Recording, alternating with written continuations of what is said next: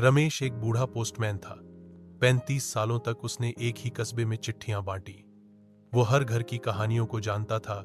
किसके बेटे विदेश में है, किसकी बेटी की शादी होने वाली है, किस घर में कौन बीमार है। वो खुद अकेला था। पत्नी को वर्षों पहले खो चुका था और एक बेटा था जो नौकरी के बाद शहर चला गया और फिर कभी लौटकर नहीं आया। रमेश को अब चिट्ठियां बांटना बंद हुए 5 साल हो चुके थे, लेकिन उसकी दिनचर्या वही थी। सुबह उठना, चाय पीना और पुराने बक्से से चिट्ठियों को निकालकर पढ़ना जो उसे कभी किसी ने नहीं भेजी।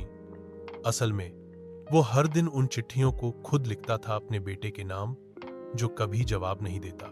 एक दिन की बात है, उसे अपने पुराने डाकघर से कॉल आया कि एक पार्सल उसके नाम आया है। चौंकते हुए वो डाकघर गया। वहां उसे एक बड़ा लिफाफा मिला जिसमें दर्जनों चिट्ठियां थीं, सब उसके बेटे की ओर से। हर एक चिट्ठी में उसका बेटा माफी मांग रहा था, अपनी असफलताओं को बता रहा था, अपनी असहायता को बयान कर रहा था। उसने लिखा था कि वो रमेश से नजरें नहीं मिला पा रहा था, इसीलिए कभी वापस नहीं आया। रमेश की आंखों से आंसू गिरने लगे। वो चिट्ठियां देर से आईं, लेकिन आईं। उसी शाम रमेश ने अपने बेटे को जवाब में एक चिट्ठी लिखी, बहुत छोटी सी।